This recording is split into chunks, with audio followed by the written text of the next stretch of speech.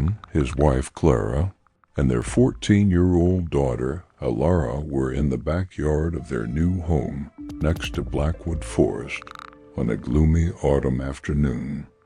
They had just moved in, and Aaron, as always, was in pursuit of an adventure.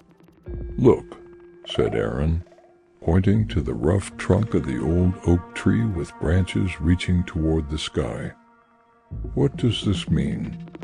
A crude symbol was carved into the tree's bark, as if deeply scratched with a fingernail.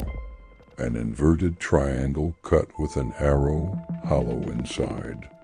The symbol looked primitive and threatening.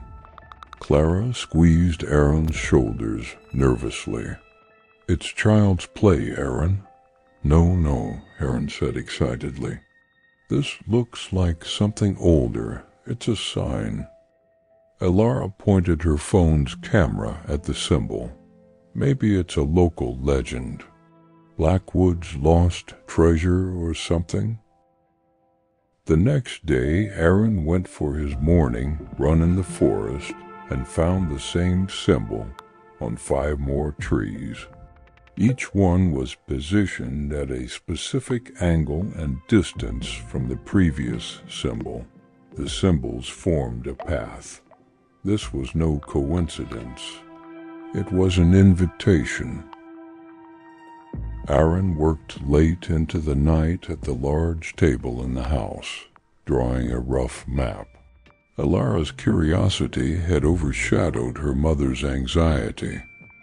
"Look," said Aaron, holding up his compass and ruler. "These aren't random. The first symbol is the starting point. Each subsequent symbol is 30 degrees east of the previous one, and the distance between them is steadily decreasing. It's as if they're drawing a spiral, and the spiral ends right in the heart of the forest near the abandoned old mill." Clara cast a cold glance at the map on the table. "Aaron, this excites you like a child. But people have gone missing in this forest. The symbols feel more like a warning than a map to me. Or someone's way of getting our attention," said Aaron, a glint of unsolved mystery in his eyes. "Maybe it really is something old. Smuggler's stash, a time capsule. We'll just take a look and come back." One Saturday morning, they set off. When they arrived, the atmosphere of the forest had changed. Every step they took on the ground rudely disrupted the silence. Alara kept her phone constantly on, as if she were filming a vlog for YouTube. "We're heading towards the heart of Blackwood," she whispered to the camera. "The tension is rising, guys." The symbols had led them to the densest, gloomiest part of the forest. The bird song had completely ceased. The forest was silent, as if holding its breath. They saw a new symbol.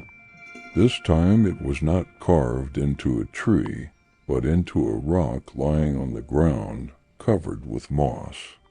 Immediately below the symbol, stuck in the ground, was a rusty child's shoe. Clara gasped. "Aaron, this is terrifying. We're turning back, now." Aaron's face had gone pale, but his stubbornness prevailed. "Wait. Maybe it's a clue. Maybe a warning. Whatever it is, we're close to the final symbol," they continued. But a seed of doubt had been planted in Clara's mind. The symbols were leading them not to a treasure, but to a place of loss. The next symbol was carved into the trunk of an ash tree about a meter above the ground. This time, 2 small circles had been roughly carved inside the symbol. "Eyes," whispered Alara, her voice trembling. "The symbol is watching us."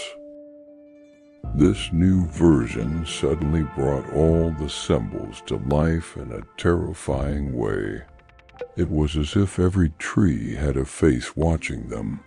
Clara's fear reached its peak. The symbols weren't just guides. They were proof of existence. Someone was waiting for them to arrive.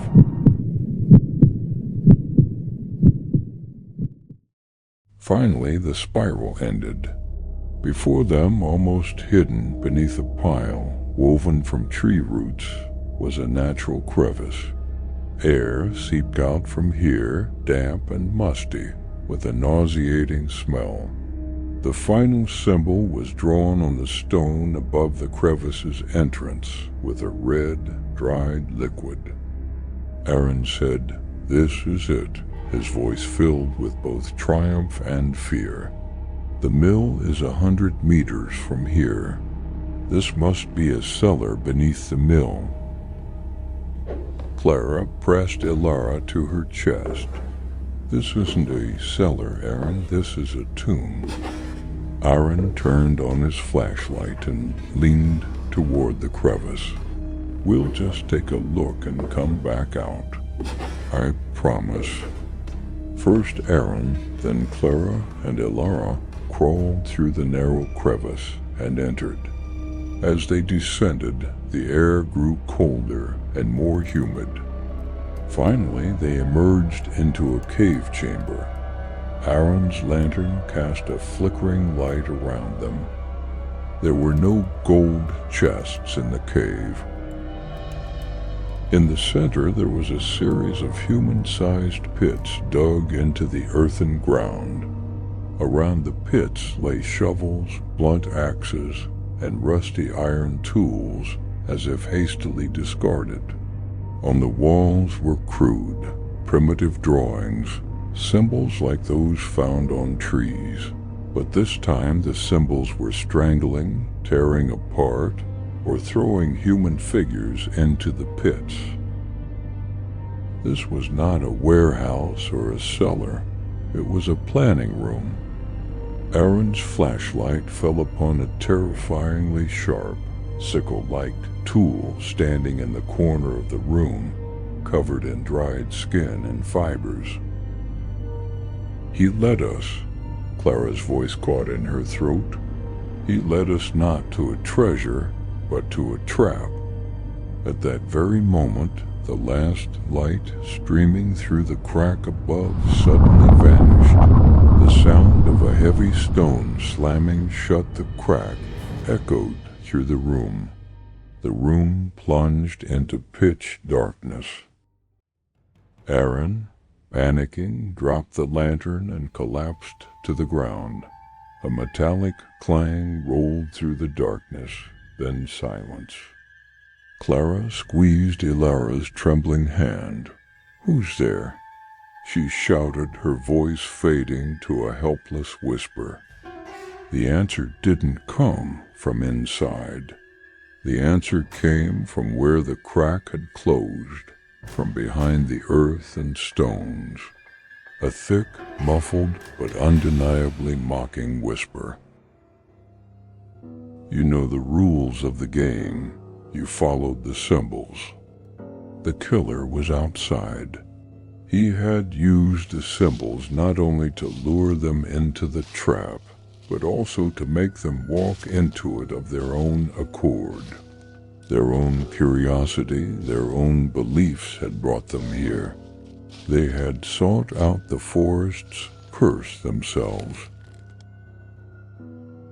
The screen of the phone in Ilara's hand emitted a faint, shimmering light. The phone was still recording. With a final reflex, Ilara flung the phone into a small recess in the wall. Darkness. Only the trembling breaths of 3 people and the sound of a shovel scraping wet earth from outside could be heard. The killer was patiently, slowly preparing new graves.